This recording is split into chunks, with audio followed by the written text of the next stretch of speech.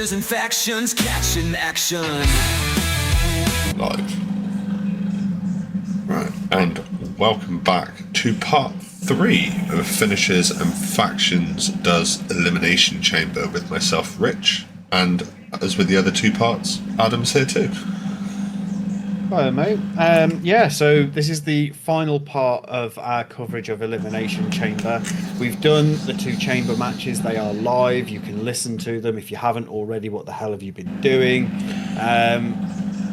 And this is where we cover the rest of the pay-per-view, essentially. So everything that happens before and after The elimination arrangements. Yeah, so we'll skirt over the... because the Elimination Chamber matches make up the first and last matches of the card. We've still got another 2 matches. Yes, so we've got the Trish Stratus, Tiffany Stratton versus Nia Jax and Candice LeRae tag match. We then have, of course, that spectacular Kevin Owens, Sami Zayn and Sanctioned match.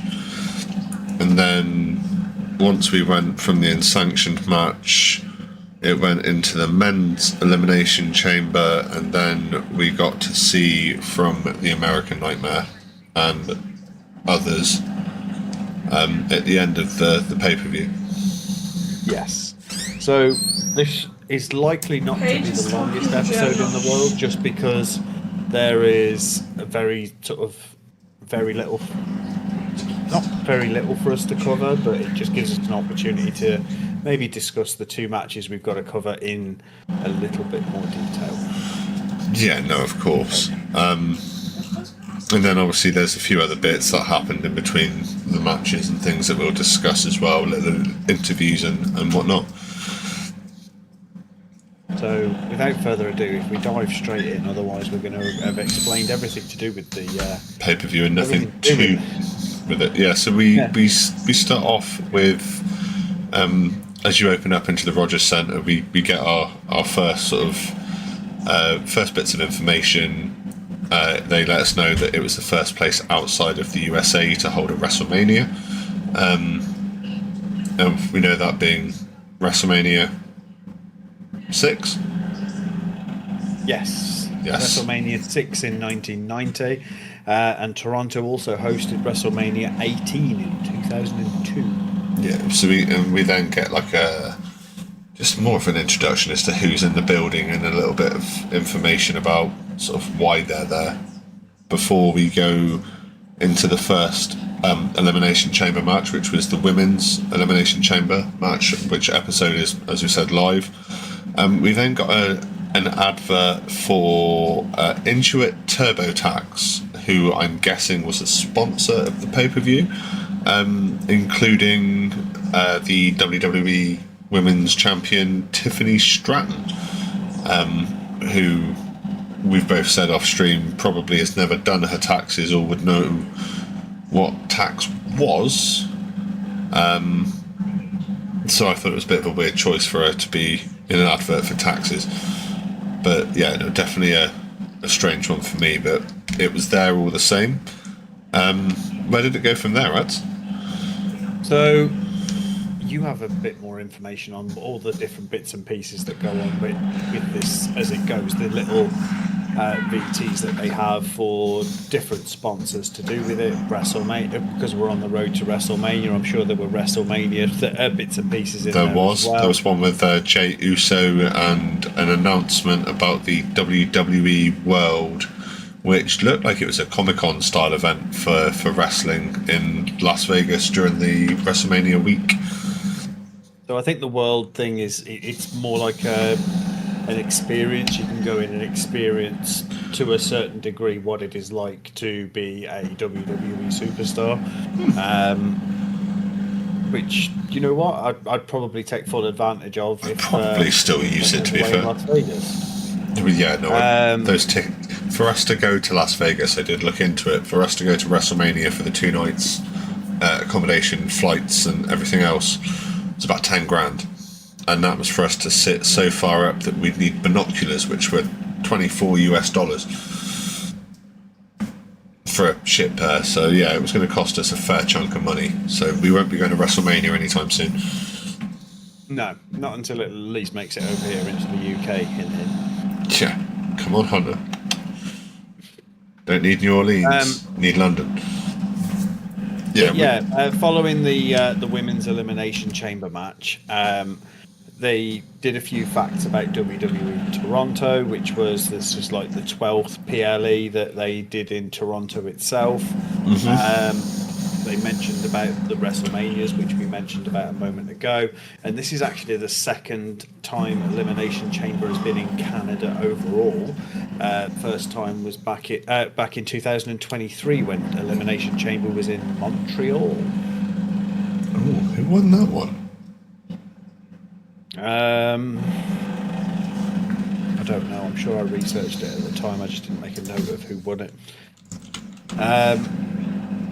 I've then grouped. So when WWE do PLEs, they mention about different I'm going to use air quotations and say celebrities only because I don't know who any of these ones were. They don't sort of run in the same circle of things that I have a tendency to watch. So one of the stars that was there was a Grammy Award nominated rapper, singer and songwriter called Nav. Don't ever recall hearing anything that he's ever put out, but if he's been Grammy nominated, I'm sure he's at least half decent. The information I'm getting about the 2023 Elimination Chamber, I think it's a little bit confused because it's telling me Austin Theory won it to retain the United States title. Yeah, I don't think that's quite right somehow. But yeah, some of the other stars, there was somebody called Andrew Fooney, star of Kim's Convenience and Run the Burbs. There was a lot of Netflix show stars here. I don't think Andrew Fooney was one of them, but Robbie Amell, who stars in Code 8 and Code 8 Part 2, as well as Italia Ricci, star of Designated Survivor. Not heard of any of them, so all the programs, which is a little bit concerning to be fair, considering how much TV I watch. And with WWE now being on Netflix, most of my entertainment consumption does come from Netflix. Yeah, I can't say that. Didn't. I don't recognise any of. The only one I sort of recognised was Robbie Amell. Not because I've ever seen him in anything, but it's more so because I recognise his last name. But I recognise his last name normally when it's followed by, I'm sure his name's Stephen Amell, who played Arrow in the TV series Arrow. But yeah, those were the stars in attendance that I made a note of. So before the Trish Stratus Tiffany Stratton match, we had a VT promo showing a clip from Unforgiven 2006 where they show Trish Stratus using the sharpshooter to beat Lita to win her 7th woman's title. That VT made me feel incredibly old. Yes, it did me as well. Now, the only thing that I will say about that is that this was back in a time when women's wrestling was not getting the sort of minutes that they get now. But to me, I just want to throw it out there that if women's wrestling from the Attitude Era got the screen time it does now, we wouldn't be able to have it on Netflix because it wouldn't be rated PG, it would be rated R. And Xavier Woods would be trying to make a lot more title plays. Yeah, true. But yeah, it was. I'm going to be honest. It was odd to me why they chose that clip in particular. I'm sure there was a really good reason behind choosing that particular clip. Isn't she the only person to hold the women's title that many times? Like, this record breaking, so surely her getting the pin for that specific win would make that point be that clip be worth it.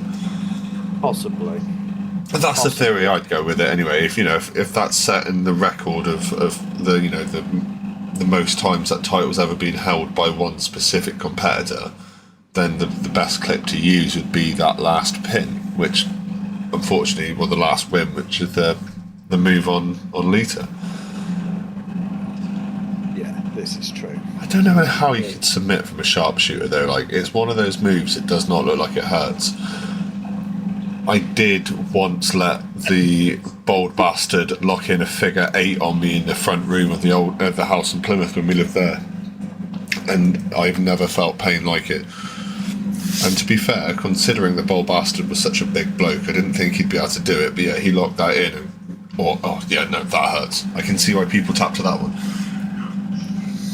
So does that mean that we need to get somebody to put a sharpshooter on you to see how it compares? Yeah, fuck it, why not? Bret Hart, try it out. Let's go for a sharpshooter. See if your back can take it before mine does. I'd go to Canada just to get sharpshooted by the Hitman. Yeah, you will both, to be fair. I can't say I'd turn that shit down. I'd make sure the podcast got a credit card to pay for it just so I could eliminate the debt at the end of it. I'm joking. I wouldn't commit fraud. But, oh dear. Right, Talk about fraud, though. It does lead quite nicely into this next match between Trish Stratus and Tiffy Stratton against Nia Jax and Candice LeRae. Because once again, Candice LeRae felt like a fraud in this match. I don't know. She seemed to do a hell of a lot more than Nia Jax did. But as it stands, we had as with all matches at PLEs, we have a rather lengthy BT telling the history of how we got to this match, and not that you guys need it, because if you've been listening to the podcast episodes, you know it as well as we do. Yeah. Exactly. If you haven't been listening to the podcast episodes, what have you been doing? Go back and listen to them now. Yeah. We'll wait. We'll pause right here and come back. Yeah. Right, now you've listened to them all. Welcome back. And we've got to match 2 on the card. Match 1 was the women's elimination chamber. This is match 2, the women's tag match between which sees Trishy and Tiffy Time versus the team of Nia Jax and Candice LeRae. Just trashy time. I'm getting fed up of it now. Yeah. We shouldn't see any more of it from him. From not Trishy and Tiffy Time, at least. No, we'll go back to just being Tiffy Time. She's got to worry about Charlotte Flair now. This is true. But I mean, do you know? I know me and you have very differing opinions when it comes to this match. Is that I didn't mind it. It was a nice bit of nostalgia to see Trish Stratus back in the ring again after so long.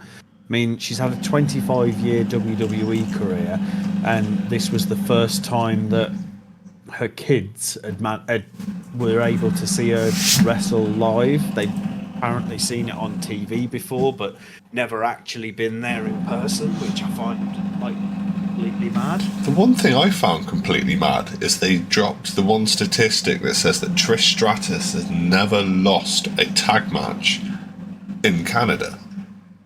Yeah. Now, I'm guessing over a career that long, she's had a few. I didn't research it too much, I'm not going to lie to you, but I'm guessing there's been a few, so not to have lost any in Canada is quite an impressive feat. So, again, it's a case that when Trish Stratus was wrestling regularly, the women's matches used to be 5-6 minutes, including entries. Yeah. So it was a case that they weren't very long. They were probably about the same length as a squash match. I was just about to go with that. I mean, I took a few notes for this, just sort of tried to cherry pick some of the best bits I could out of this match. Because again, I didn't mind the match. It was a nice bit of nostalgia, but I found it quite. I said the nostalgia trip was nice. I didn't find myself getting as connected with this match as I really wish I had have done, or my teenage self would have done. It just didn't. Something didn't click for me. Yeah. So the one thing that I've noticed in this match more so, and I can't really explain it, was I don't feel that, considering Nia Jax is the main person out of the opposing pair, out of her and Candice LeRae. Candice LeRae did a lot of the, I'll call it heavy lifting on this match. She didn't. Nia Jax came in, decimated, and then tagged Candice LeRae back in to try and finish it off. I'm not going to call it lazy because they had some good minutes on this match. It was quite a decently length match, and it was certainly longer than Trish Stratus has ever wrestled in her life in a single match. So, and you could tell by the end of it she was gassed. Yeah, I mean, again, Trish Stratus is cracking on for 50 years old, mate. Yeah, of course. She's no spring chicken. Like it was pointed out, like this woman was someone we had posters of on bedroom walls. So as young adults, sort of teenagers ourselves, we're both in our mid-30s now. So it's very much like, right, I'm closer to mid-30s than Adam is, but we're not too far shy of it. One of us is closer to his mid-30s than the other one. Yeah. But for her to still be able to get into the ring and do that, there are things that I did in my teenage years that I can't do now. So, and that's half the gap. So yeah, fair play to her. She still put on what was, in theory, a very good exhibition match. Oh, definitely. And she proved that she can still go. So whether it's the end of this run has culminated at Elimination Chamber, or whether we'll see more of her in ring is something I look forward to seeing. I just don't think that match gave us the best Trish Stratus we could have got.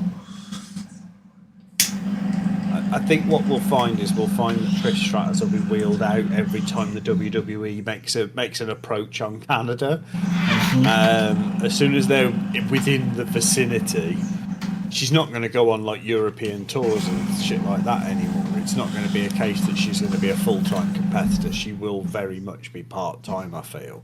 Oh yeah. Because a lot of her income now, I think she's a fitness star of some kind or something like that. I'm sure she does does pretty well out of like fitness instruction videos and YouTube and stuff like that, probably.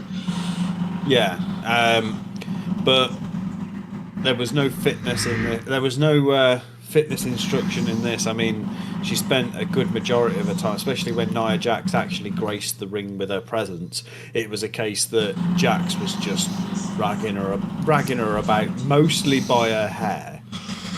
Yep. That seemed to be the go-to. It's the Healy move, though, isn't it? It is a Healy move, but yeah, I feel that Nia Jax didn't get overly involved in this match because Trish Stratus was in this match. It's a case that the WWE doesn't want to sort of send one of their Hall of Famers off with several injuries because they've been, for lack of a better way of putting it, crushed by a whole lot of human. If it were a case that Trish Stratus had gone one-on-one with Tiffany Stratton, different kettle of fish. Yeah, I think we would have seen Nia in an interference angle anyway, if that was the way it was going, purely because of that bully heel role. Yeah, she's playing that bully heel role. She does play it well, as much as that's all she can play. At least, that's One Trick Pony can do something that one trick well. So, one person we haven't really mentioned in this at all is Tiffany Stratton herself. As the women's champion, I feel like she should at least get some kind of honourable mention. And I mean, Tiffany Stratton managed to pull off a spine buster to Nia Jax. Yes, towards which the end of this match. it's not something you would have expected to see. But we've seen her, not necessarily in this match that I can remember, but in other matches, hip tossing Nia Jax. Like, she is not. She may be petite and nimble and agile, but she's definitely got some power behind her. Yeah, she's got a lot of lean muscle that you don't see. Like, you're thinking of, I'm trying to think, like, you think of like past stars and present stars, people like Ronda Rousey, very, very sort of bulky woman. Even like Jade Cargill. Jordan Grace. That was the name I was trying to think of from NXT. They're very well chiseled, bulky women, where you expect them to be bench pressing the likes of Nia Jax and the bigger superstars, but you don't expect to see that from someone who's a gymnast. I'm not going to say just a gymnast, but her trade is professional gymnast. In fairness, it's a case that gymnasts, by my own experience, are incredibly strong as it is anyway. So this is taking nothing away from gymnasts. It's just that to look at them, if you were to take them purely on face value, I feel like there's a story here. Else, you wouldn't have expected that. I feel like there's a story there for after the podcast.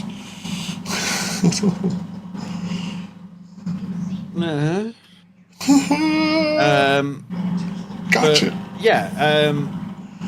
Other than that, I mean,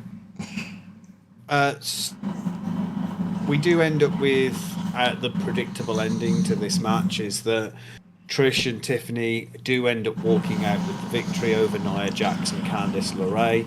I think that was pretty predictable, though. You could have put money on that. They were not going to have Trish Stratus lose in her hometown.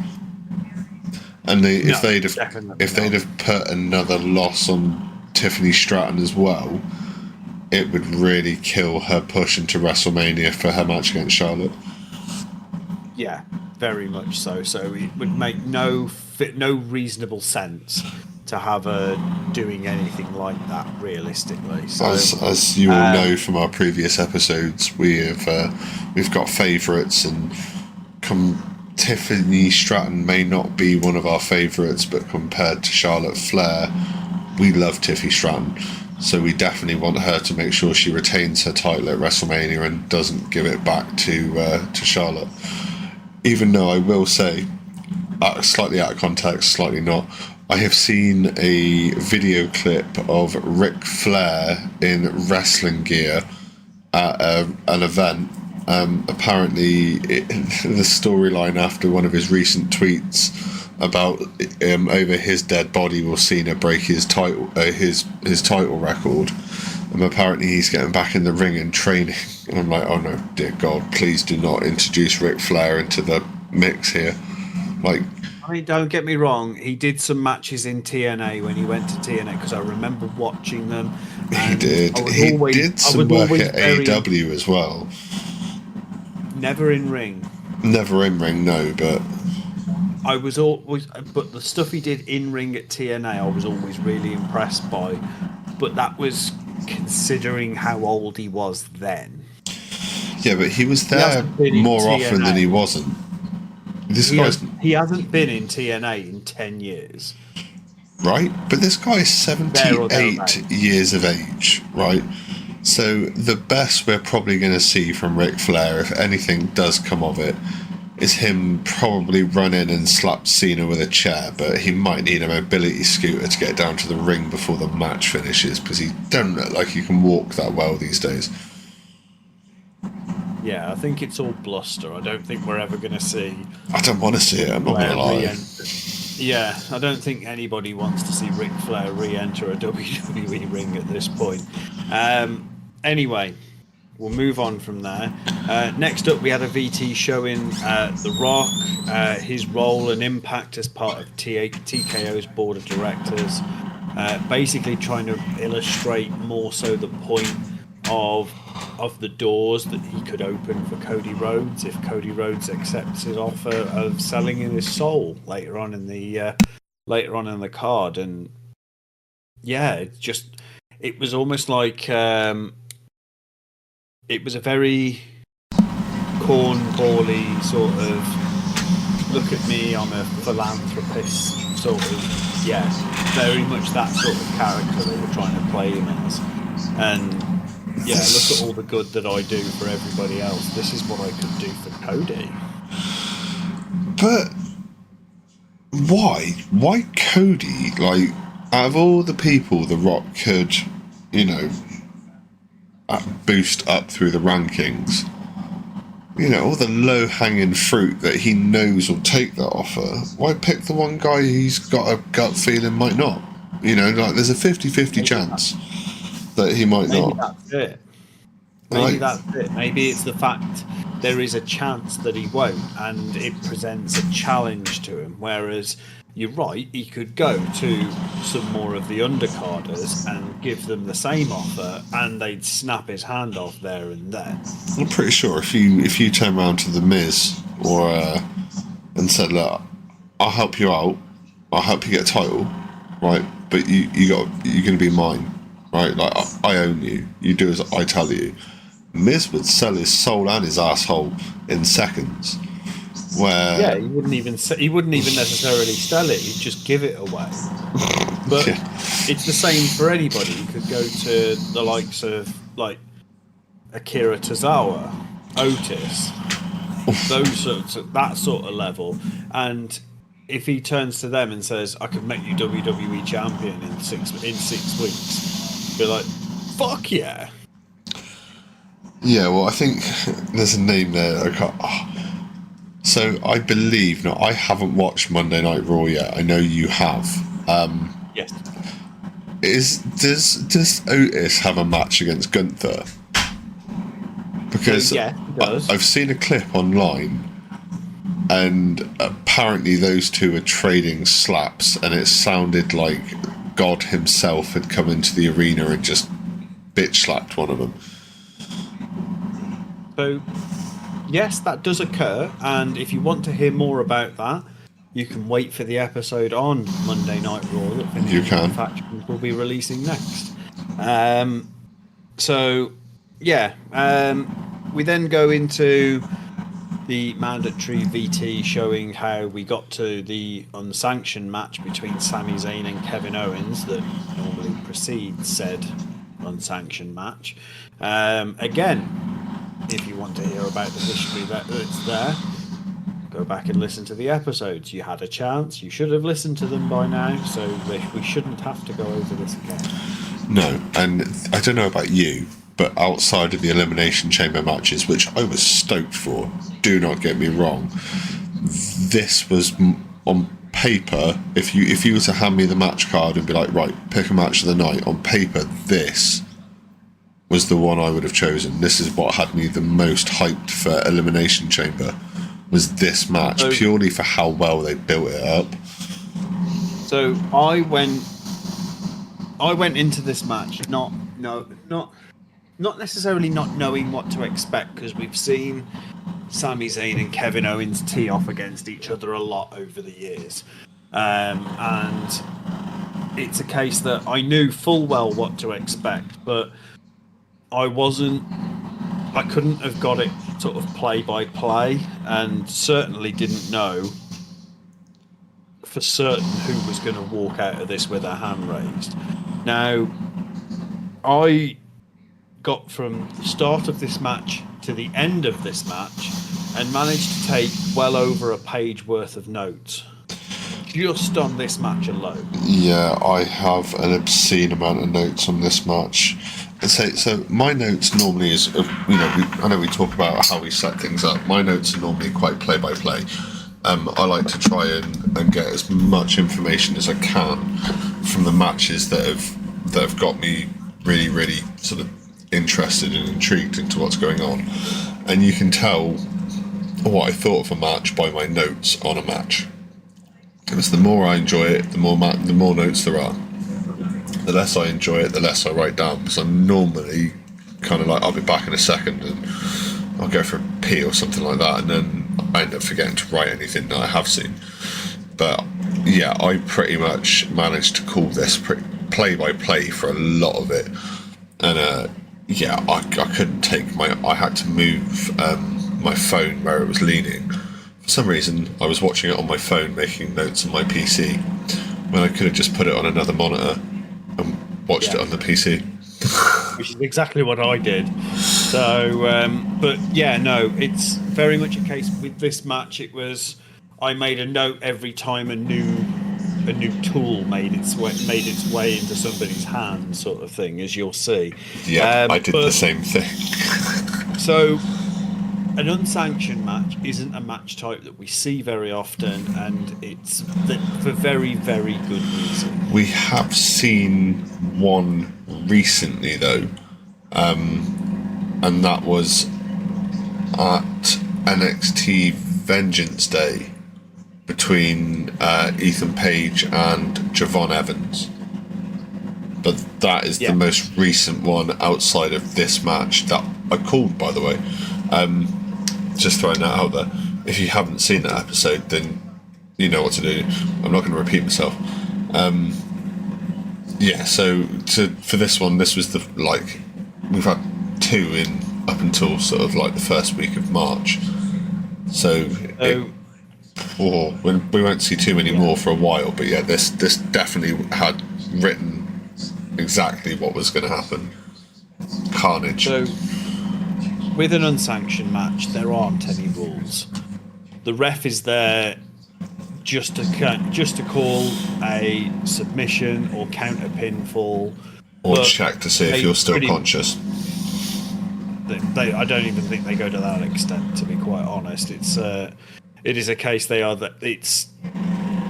it's a match type that can get really uncomfortable as time goes on, especially as you essentially come to the realization that these guys are, for lack of a better way of putting it, beating the living hell out of one another with anything and everything they can find. We'll just take it into an example at the start of this one. It literally just starts off with these two beating the living hell out of each other.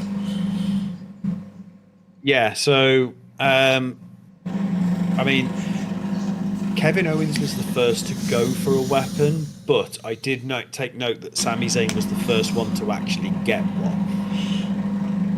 So, I remember correctly, Kevin Owens went under the ring for a weapon, Sami Zayn interfered. Yes, and then Sami got the chair. So Zayn was the first one to get a weapon, but Owens, oddly, was the first one to actually use it. Yeah. It was really odd. So Kevin Owens went under the ring to get a weapon. Sami Zayn interfered. Then Sami Zayn went under, successfully retrieved a weapon, but it wasn't. Yeah, he threw some chairs into the ring, and then as he got into the ring to pick one up, Kevin basically just battered him a few times with a steel chair. But Kevin Owens also managed to hit himself with the chair. You know what? This was one of those things that you've wanted someone to do for so long, because it is one of them things that, you know, if they miss a chair shot, it could happen. But the fact he bounced the chair off the rope, smashed himself in the forehead, and he dropped his own ass. Like, literally dropped himself in the middle of the ring with the chair shot.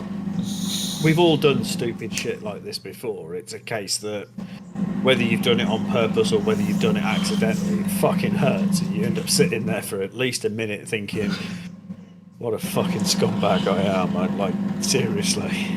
You know what? I'd rather the steel chair to myself than my son knocking me out a few weeks ago. That was Yes. Yeah, no. Getting headbutted by a 7-year-old is not fun. But yeah, we had other weapons that were brought into use. I mean, it wouldn't be the 7-year-old was not a weapon in here. No, it certainly wasn't. But yeah, no, it wouldn't be a Canadian unsanctioned match without at least bringing at least one hockey stick into it. But it was the use of that hockey stick was ruthless.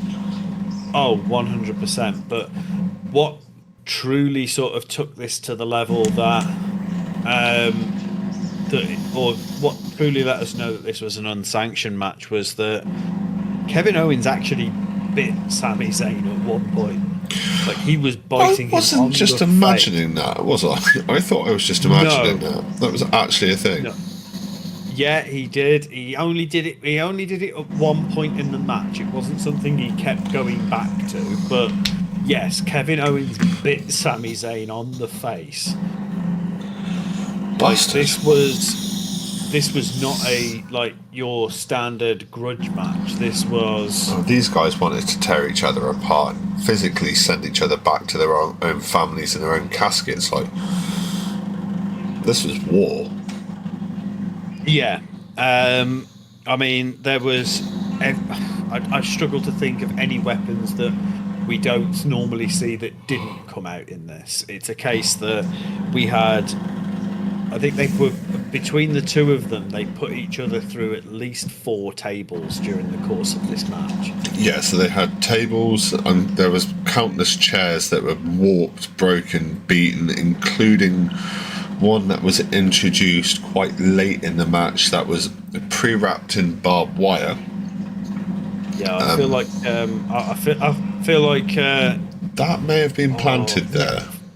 I feel like Mick Foley had something was there at least in spirit doing something like that. Definitely a homage to the hardcore, to the king of hardcore, Mick Foley. Yeah, no, I actually put in my notes at some point that it felt like I was just like, oh, hardcore match.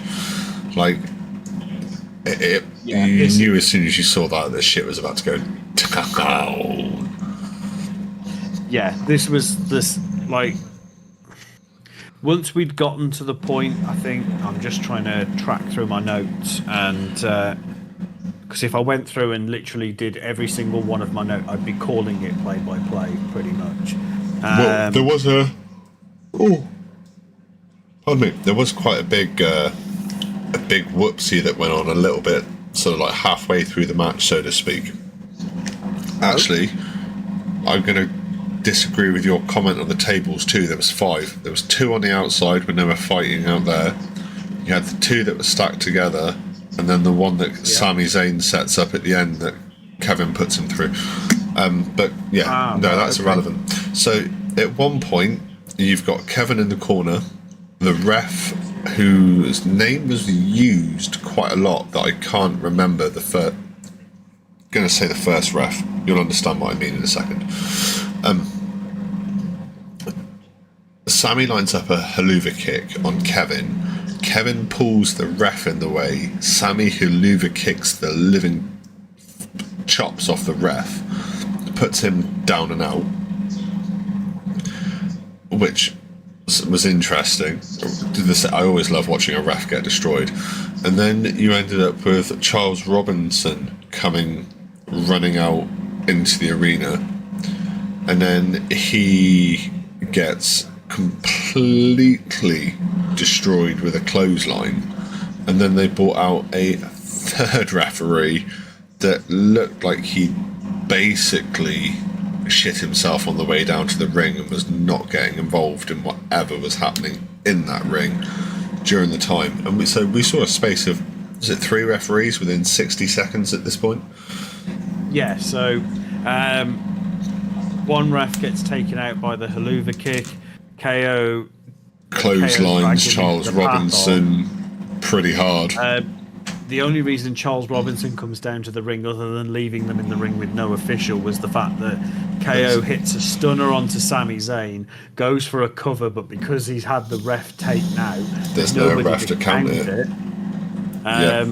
Charles Robinson manages to come down and achieve a 2 count on what should have been a 3 count, realistically. I think the crowd were counting and they'd got up to 7, so yeah, he was dead and buried at that point.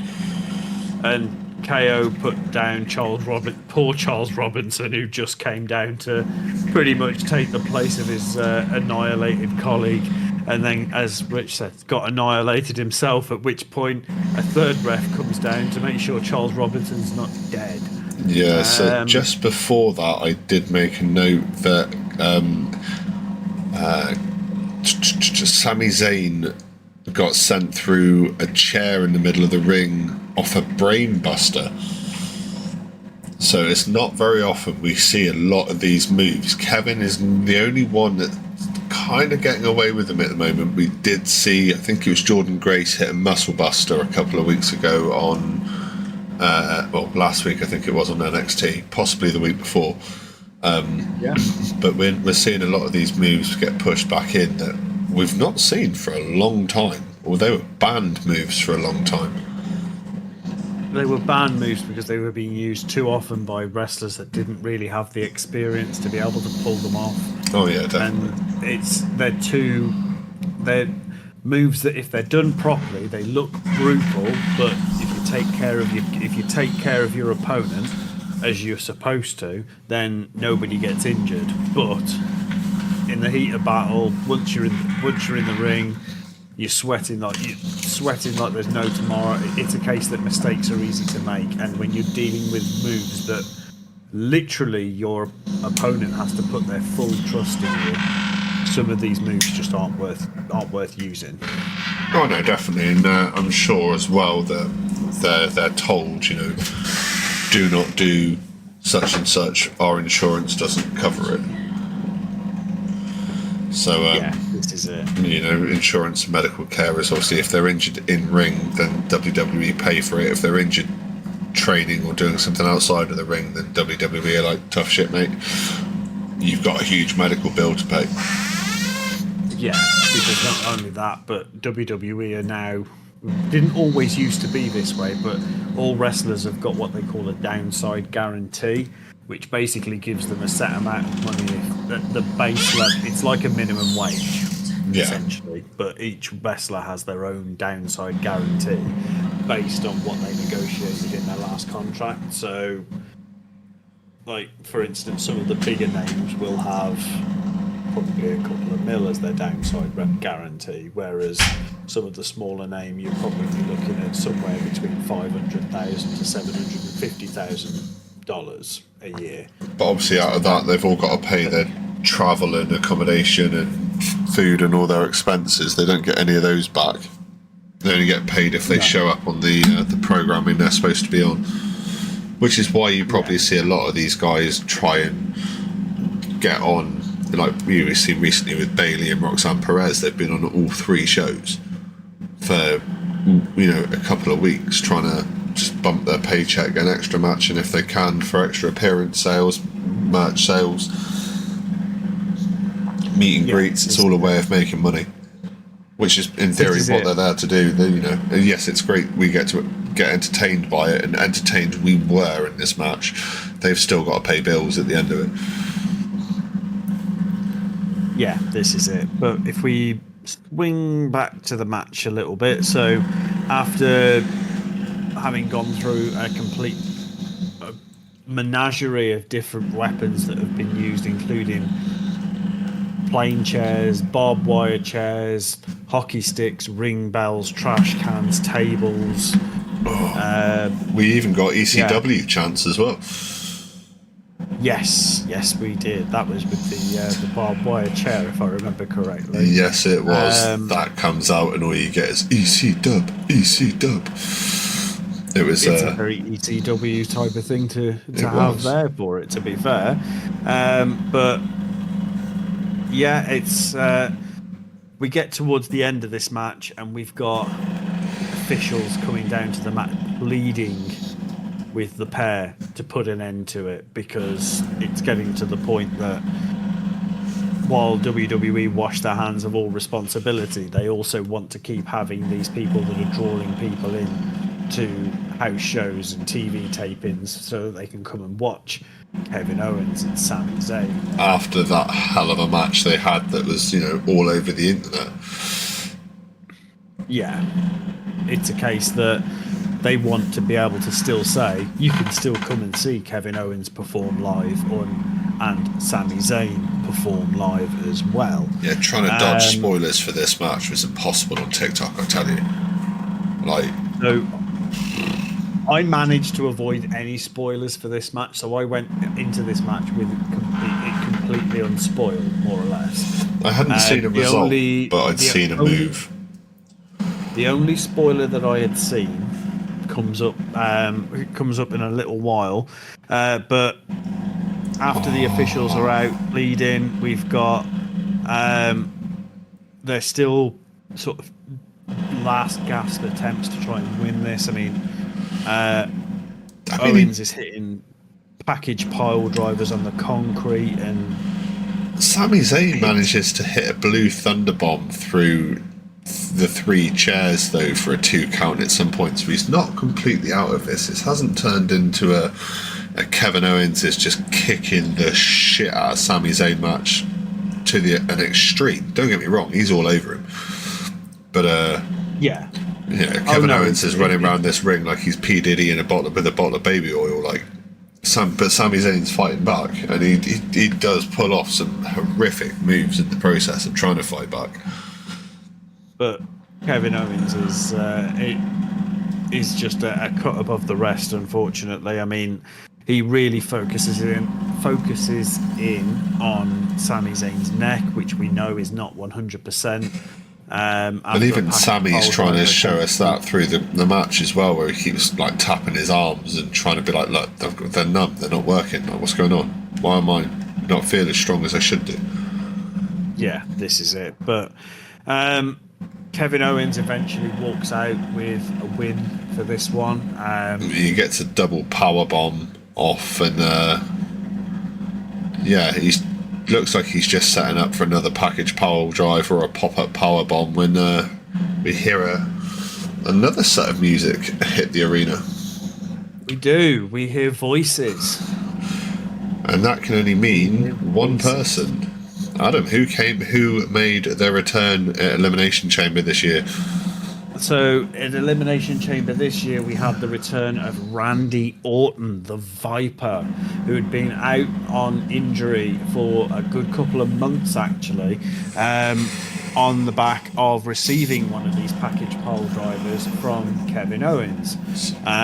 We know where this one's going, and Kevin Owens and Randy Orton are going to have a showdown, so to speak.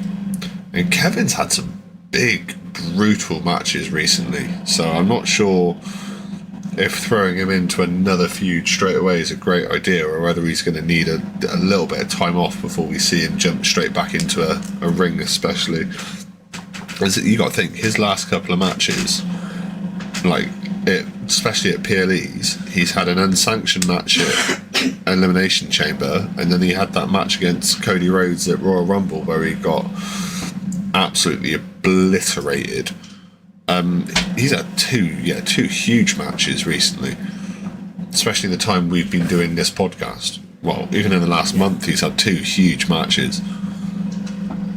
Yeah, this is it, but it's all of his own doing.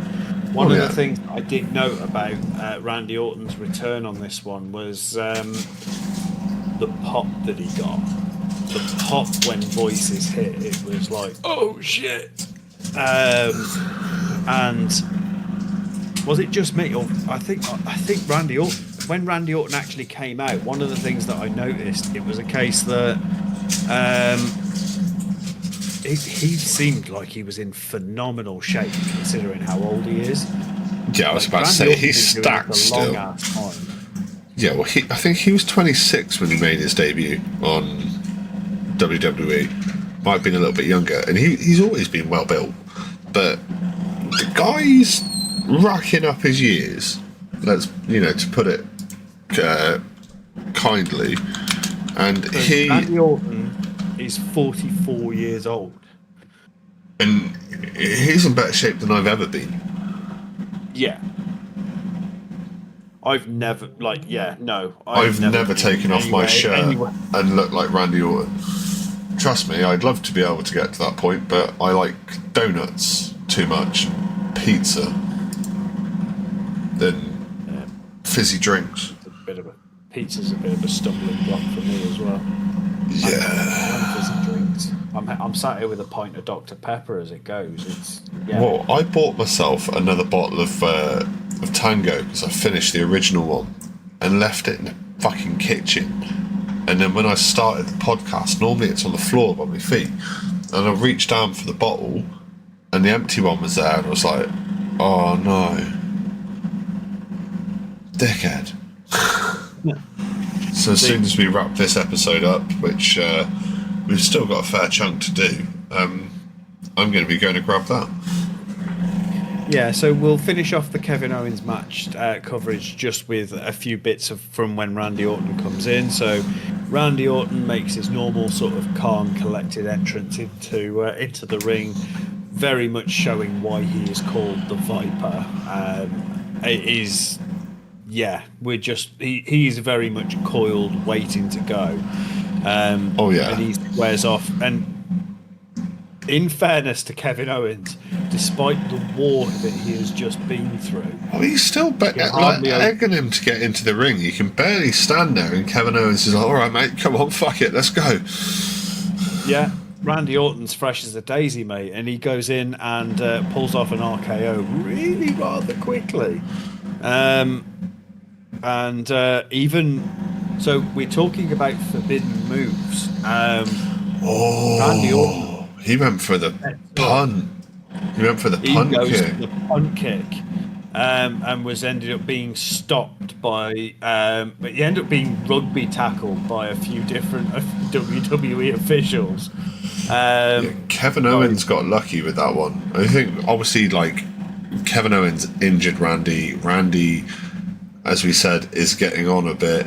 Injuries take longer to heal when you get older. He's been benched up. He's got a lot of pent-up aggression there. What I think we're going to see is a face Randy Orton versus a heel Kevin Owens. But I think he's going to be like he's not going to be overly face. He's going to have some heely moments to go with it, but a majority of what he's going to be within that storyline, I think it's going to be more facey than heely. So he's going to be a bit of an anti-hero, and we see that sort of as it goes through this little bit, because Kevin Owens is spirited away to try and go and basically get some treatment for his injuries, and Orton just is fed a line of security guards, and each one of them gets an RKO as they go through. I mean, he even fakes one out, offers him a handshake. It's like, no, psych, bam, gotcha, done. But we've seen Randy Orton pull off some incredible RKOs over the year. My favourite one's always been on Evan Bourne, but I know yours was the Seth Rollins one, wasn't it?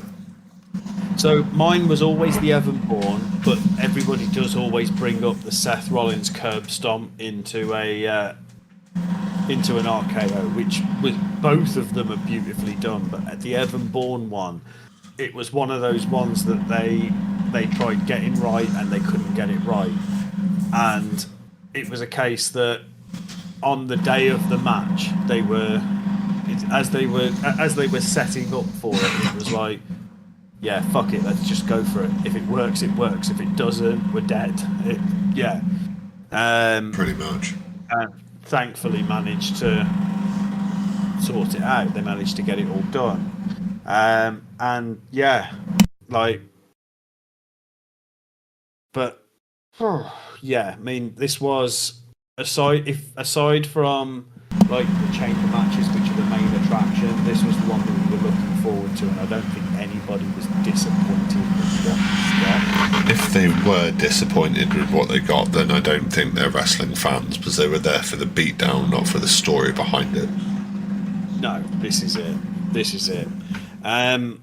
Then we went into the men's elimination chamber again. The episode is up, out in anywhere that we can possibly get it to just at the moment, and we're going to do a little bit more coverage along the men's in this episode, only because it feeds directly into the last part. Now, last few weeks is it few weeks or is it just a week? I'm finding it so difficult to keep track of time. It feels like it's been going on for months, but I know it's only been really kind of going on for the last... We had it, I think it was a week ago, SmackDown. So I think he asked originally on the one SmackDown. He then had the recap of it on Raw, the recap of it on the following SmackDown, and then it was Elimination Chamber. So I think we've been getting it fed to us for about 10 days, but it felt like it was so much longer. and I think that's just because of the amount of emphasis that was put on it. I mean, it's a case that, so as Rich mentioned earlier on, I've already seen Raw. I've already had a conversation with Rich around, well, the one thing that I would change in it is the coverage that they put into this in-ring promo. Don't get me wrong, as paradigm shifting as this is, it is a case that the coverage just on Raw alone is bordering and on the wrong side of that border of obsessive. Yeah, so with this so many other points they could have emphasized and didn't. Yeah, so with this, obviously, because it is the men's Elimination Chamber match was the last match of the PLE, we've still got John Cena in ring celebrating the Elimination Chamber itself has been raised. So we've just got an open ring and Cena doing his woohoo, I'm going to WrestleMania, baby, we did it, sort of thing in a ring, which, no one's going to begrudge him. He just had an incredible chamber match. And I'm going to go on record and say we called the fact that Cena was going to win it this weeks and weeks ago. I think everyone who's been watching for the last couple of weeks will have called that Cena was going to win this when he didn't win the Rumble. And so you've got Cena in the ring, he's celebrating, Cody comes out. I think it was more of like so we could get a face-to-face in the ring of these two guys for WrestleMania. Like that picture for the website sort of thing. Yeah. I mean, Rhea Ripley and Io Sky did it when Bianca won. They got that still for the website of the three of them. And we got the same thing with Cody Rhodes and John Cena, who basically won his last Elimination Chamber and is going to his last ever WrestleMania. It started off with Cena kind of telling Cody without a microphone, there's no microphone involved in this exchange, about how much he respected him. It was glad that it was the two of them that were going to be a WrestleMania main event, and it's going to be such a big thing, and how big it was going to be. And then we heard Rock's music, right? We got the if you can smell what the Rock is cooking bit, but we didn't get the Rock straight away. We got Travis Scott come out, which... So I know that for the live audience that were in Rogers Centre, Travis Scott, before the pay-per-view went live, did some kind of live music performance, I believe. I'm sure I've read that somewhere. Okay. So the Rock's I put it down as the Rock's old music hits for Travis Scott to appear. Yep. And then shifts to the final boss version. For the Rock to come out to. Yeah. Yeah, which was the man himself. But Travis Scott just looked really awkward. So he had a wrestling belt over his shoulder, and I couldn't work out what the belt was. And putting it down as that was what Cody is going to be given if he chooses to take Rock's offer and give him his soul. I couldn't really think of anything alternatively to add to that for why Travis Scott had that belt, but he had to spend a good sort of like minute or two on his own at the top of the ramp, and he was just kind of he looked really nervous, really awkward, and really like, what the fuck am I doing? Yeah, and before we go any further into that, Travis Scott doesn't really play a massive part, and me and Rich have questioned off podcast what the hell he was actually doing in this segment for several different reasons, which we'll get into. So the Rock's come out because this is Cody's time to give his decision as to whether Cody is going to sell his soul to the final boss to elevate past the level that he's gotten to just at the moment, which, I mean, yeah, a few people have questioned what level beyond that do you go to? He is at the tipping top of his game. Yeah, and the only way it was going to get any bigger or better is if Rock pulled him over into Hollywood to start giving him a couple of movies and and start kind of helping him out with money that way rather than. But Cody's always been against these part-time celebrity champions, so he's not going to turn into one. Well, even though Cena was against them and he turned into one. I was going to say, we can say the same for Mr. You Can't See Me, because we certainly can't fucking see him up to this point. And now we've seen him come in, scoop a huge win, and well, we're going to have to see what happens now. Is he going to go back to being Mr. You Can't See Me every week, or is he going to be Mr. You Can See Me via satellite every couple of weeks up until WrestleMania? So, The Rock basically said, look, this is how it's going to work. If your answer is yes, I can have your soul, you're going to embrace me like a brother. If not, then some bad shit's going to happen. Yeah, your dream dies tonight is the phrase he used. Now, I know that I could tell you what Cody's response would be, but I know that despite the fact that I can't see him, I know that Rich is pretty much probably bouncing up and down in his chair, itching to get this one out of his system. So I'm not actually. I was going to let you do it. No.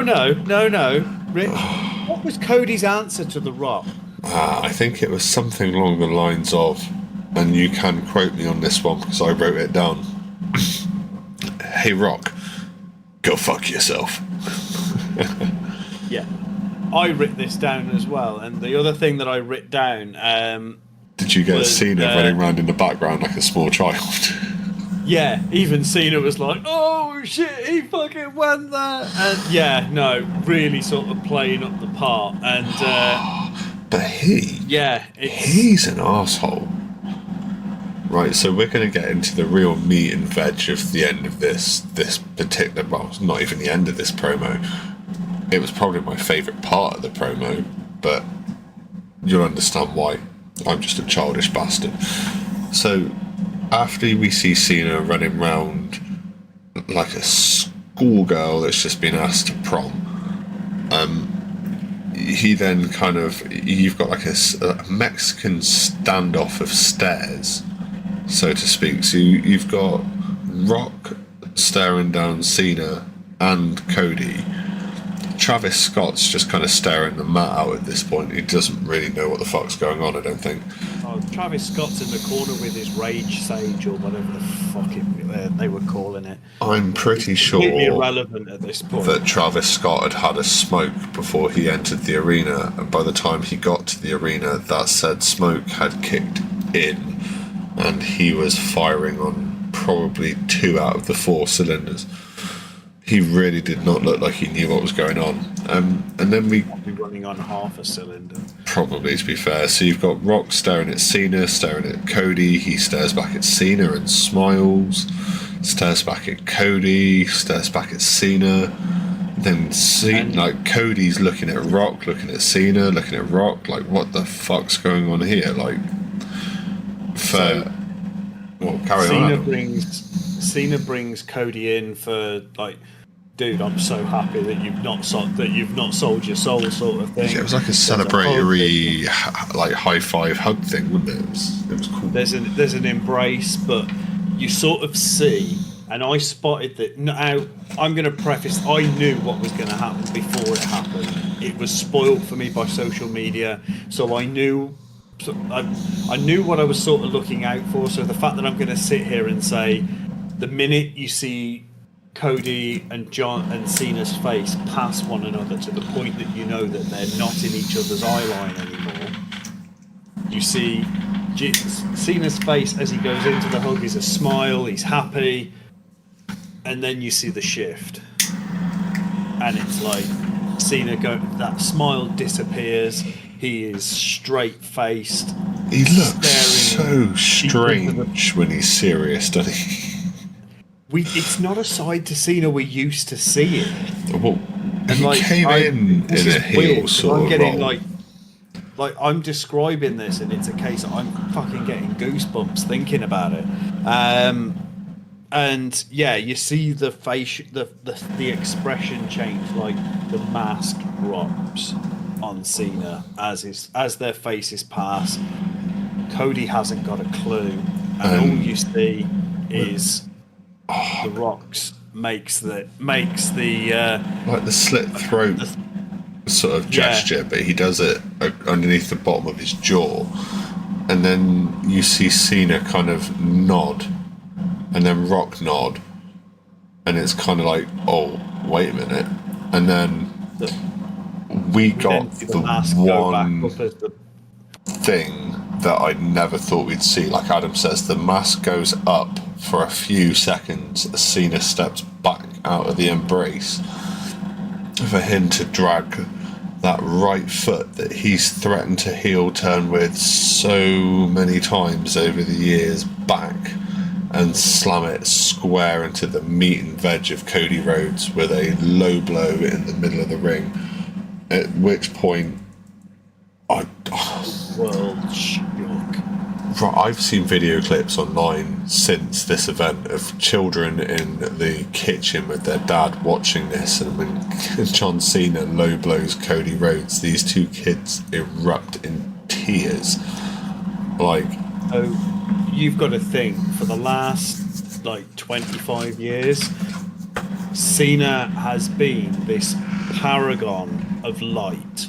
He has definitely been the eternal face, despite the fact that he has said outside of kayfabe in interviews saying, I want to do a heel turn, but I want to do it right. I've got ring gear, I've got merch ideas, they're all in He's got music, he had the video entrance package was all done, it was all set up for him to turn in 2005. And it just never happened. They changed the storyline. So he's got an entire brand he's been sat on for 20 years, just waiting to go, fuck it, why not? Yeah.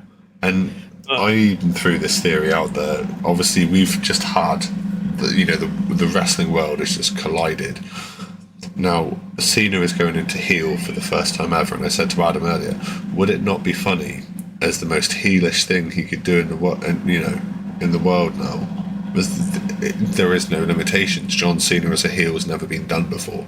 Anything could happen. What if he gets to the end of his retirement tour and says, fuck it, I'm not retiring?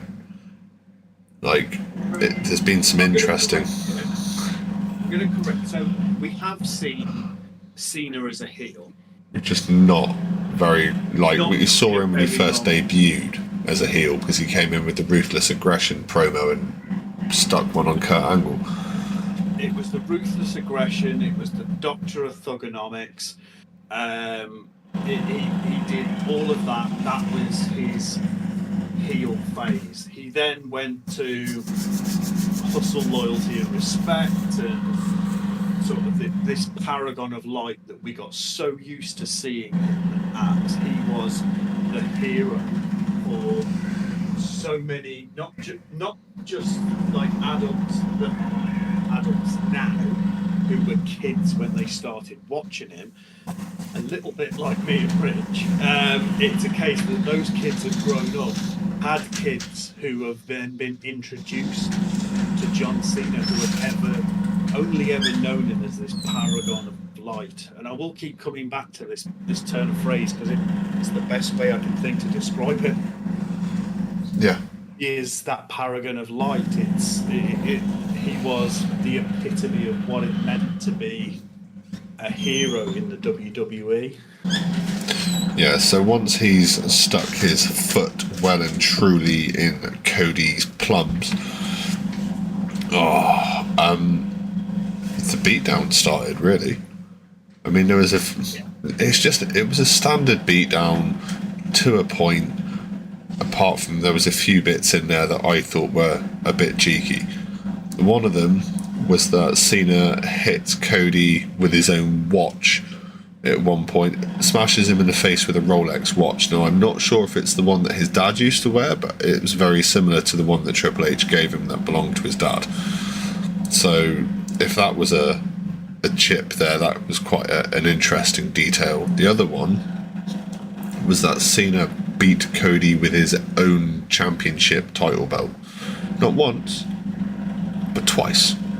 And split him like a bitch. Cody was bleeding hard, bro. Yeah, very much so. And we saw also the emergence of this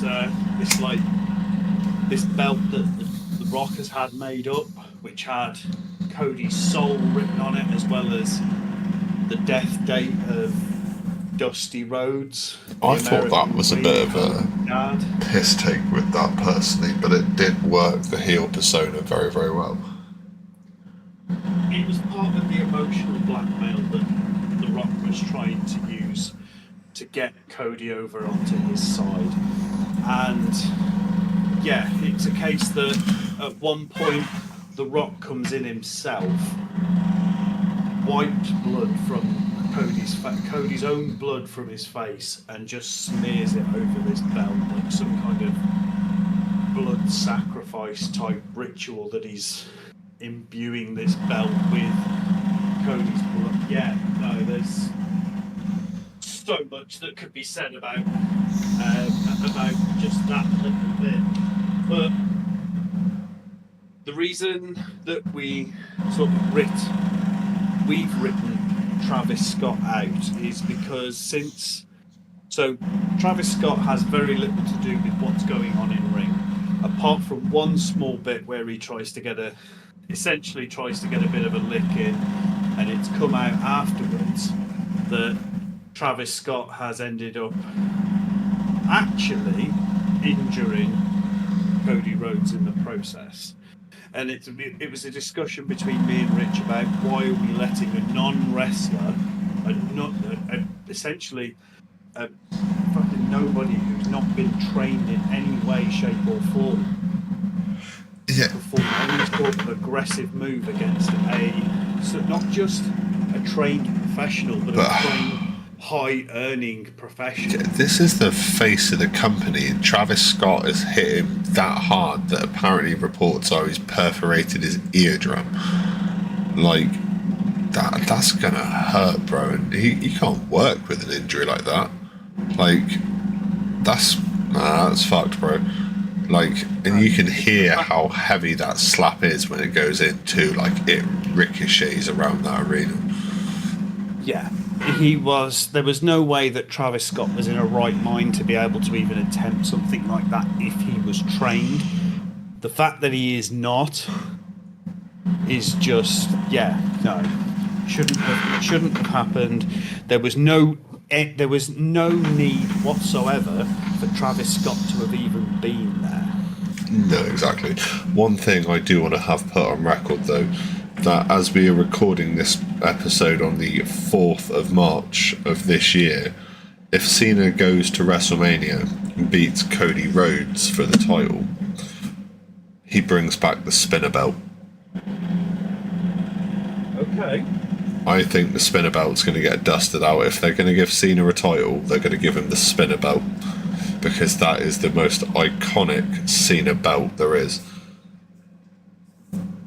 Yeah, this is it. We see one of the big images, one of the powerful images out of this section was Cena, The Rock, standing shoulder to shoulder over Cody Rhodes' pretty much lifeless body. One thing that commentary pointed out that I also hadn't noticed up until this beatdown had finished was, if you see all the times we've seen Cody running out to help different superstars in different situations, Cody is getting his ass handed to him by the final boss and John Cena and Travis Scott, yet no one ran out to help Cody. They're all too scared of what The Rock can do, maybe? I mean, that's what was hinted by commentary, but they all left him for dust, bro. He got his ass kicked and then some. It's not a case that The Rock isn't some kind of just like pretend figurehead in WWE. We've got to think he is not just a living legend in the business. He is the business. The reason he's called the final boss. He's on the board of directors for the company TKO, which own the WWE. Yeah, they do. So he is definitely the top dog. It's not just like spitting in the face of Triple H, who is the chief content content officer or whatever the fuck his title is. That, like, doing something against him is one thing. Doing something against The Rock is completely something else. Oh yeah, of course.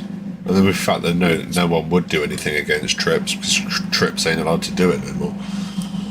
No, this is it. But yeah, it's... Yeah, we've got that iconic image, which, if you look at it now, and I had this pointed out, Rock and Cena were next to each other on the poster for Elimination Chamber. Yeah. Heel Cena was on that poster, and we all looked at it millions of times. Which, hell, we had it thrown down our throats enough that none of us realised until afterwards when I saw it on social media. So we're gonna give it. So the last images we see in Elimination Chamber as it goes off air is actually Michael Cole being the only person to rush into the ring to check on a bleeding, bloody, broken, stripped, humiliated Cody Rhodes. Oh yeah, and so Michael Cole couldn't have done much to help, but he definitely went in to make sure that he was still alive and still breathing. Maybe get an ambulance out there to check on him. That was a hell of a beating that he just received. 100%, and we're going to have to wait for what comes out throughout the week as to what happens from here. What these ramifications are. What is it that The Rock now does? Well, I think we'll just see a lot of beatdowns on Cody, but I have seen something else which I think needs a slight conversation. So when we saw Rock last, he held up 3 fingers. When we saw Rock today at Elimination Chamber, when Cena turned, he held up 2 fingers.